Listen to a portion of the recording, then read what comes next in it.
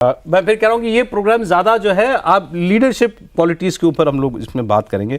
Sir, talent की जब BJP में बात आती है, जैसे अभी हम लोग ब्रेक से ये प्रोग्राम शुरू हुआ उससे पहले मैं पूछ रहा था कि ऐसे कौन से उदाहरण याद आते हैं जब प्राइम मिनिस्टर मोदी ने पार्टी में अगर ज़रूरत हुई किसी टैलेंट को इंडक्ट करने की, तो जैसे लैटरल एंट्री होती है सिविल सर्विसेज के अंदर कि आप सीधे भर्ती कर लेते हैं, मान लीजिए सेक्रेटरी के लेवल पर या जॉइंट सेक्रेटरी के लेवल पर आपने भर्ती कर लिया, ऐसे क्या पार्टी में सीधे किसी को इंडक्ट किया? एक नाम सबकी आपके भी दिमाग में आया होगा, एस जयशंकर, IFS ऑफिसर थे, फॉरेन सेक्रेटरी थे, प्राइम मिनिस्टर काम किया मोदी जी के साथ, उनको लगा कि नहीं ये व्यक्ति जो है इनको मिनिस्टीरियल रोल में आना चाहिए, सीधे उनको वो जॉब ऑफर किया, वो सीधे मंत्री बन गए, अभी तक वो मंत्री हैं।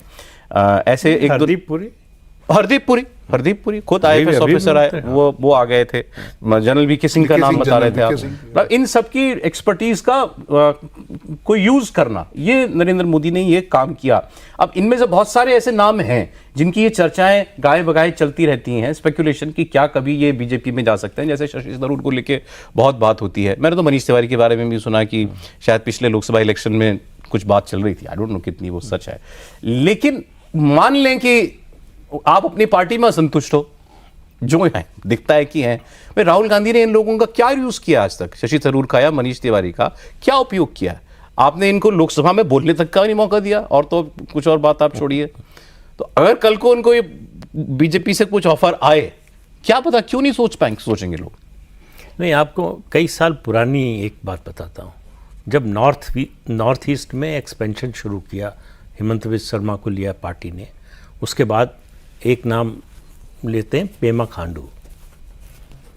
मुख्यमंत्री बनाने से पहले पूरा एक डेलीगेशन आया था नॉर्थ ईस्ट के ऐसे नेताओं का जो कांग्रेस से या किसी रीजनल पार्टी में थे और बीजेपी में आए।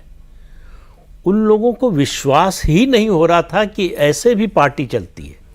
उनका एक साल 2 साल कोशिश करते रहते थे, सोनिया गांधी और राहुल गांधी से मुलाकात नहीं होती थी। यहाँ प्राइम मिनिस्टर और उस समय कांग्रेस अध्यक्ष थे, बीजेपी अध्यक्ष थे अमित शाह, बोले 45 मिनट 50 मिनट ऐसे बात कर रहे हैं जैसे हम लोगों से बहुत पुराने संबंध हो, और इतनी फ्रीक्वेंटली और इतनी आसानी से मुलाकात, ये हम लोगों की कल्पना के बाहर है। तो उनका आखिरी वाक्य था कि हम लोग अभी तक क्यों नहीं आए बीजेपी में। अच्छा, हाँ, क्यों बाहर रहे? तो ये देखिए, कम्युनिकेशन बहुत बड़ी चीज़ होती है, और कम्युनिकेशन में भी जब आप अपने सामने वाले को, जिसके मन में तमाम तरह की आशंकाएं हैं, मैं पार्टी छोड़कर आया हूं अपनी, यही सवाल पूछ सकते हैं कि उस पार्टी के नहीं हुए तो हमारे क्या होंगे। तमाम तरह के सवाल उठा सकते हैं, किस काम आएंगे, क्या कर सकते हैं, लेकिन आपको एकदम से कंफर्टेबल फील करा देना कि ये आप ही का घर है, आप बाहरी नहीं हैं, अब आप इसी घर के सदस्य हैं। एक चीज़ ये होती है। दूसरा, पुरानी कहावत है कि सेकंड रेटर्स हमेशा जो है थर्ड रेटर्स को सेलेक्ट करते हैं। वो हो रहा है कांग्रेस पार्टी में।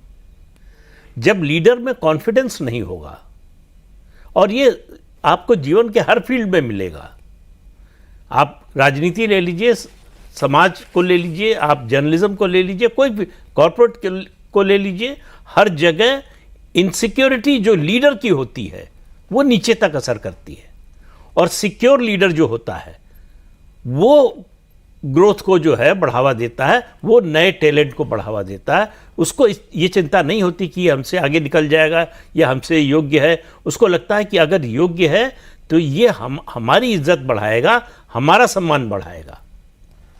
लेकिन जो इनसिक्योर है उसको लगता है कि ये हमारे लिए खतरा बन सकता है कल। तो मैंने 2-3 बार सुनाया है किस्सा, फिर से सुना देता हूँ बहुगुणा जी का। 74 में जब मुख्यमंत्री बने तो पहली प्रेस कॉन्फ्रेंस में प्रेस के लोगों ने पूछा कि कितने दिन रहेंगे बहुगुणा जी, क्योंकि मायावती पहली मुख्यमंत्री थी उत्तर प्रदेश की जिन्होंने अपना पूरा निर्वाचित कार्यकाल जो 5 साल का है पूरा किया, किसी कांग्रेस के मुख्यमंत्री ने नहीं किया। तो उनका ऐसा है, इंदिरा जी जब पौधा लगाती हैं तो सुबह फिर उखाड़ के देखते हैं कितनी जड़ पकड़ा। अच्छा, तो आप तो समझ लीजिए कितने दिन रहेंगे। ठीक है। तो वो ये जब स्थिति हो, ये आपकी इनसिक्योरिटी से निकलती है। सर वो बात ठीक है, ये बात इनसिक्योर, दूसरा जो जिस तरह के लोगों का चयन किया, अब आप उस पर भी ध्यान दीजिए। उनके बारे में कन्विंस थे कि जब देश की बात आएगी तो ये अपनी पार्टी का जो एजेंडा है या जो पार्टी का जो हित है उस पर देश के हित को तरजीह देंगे।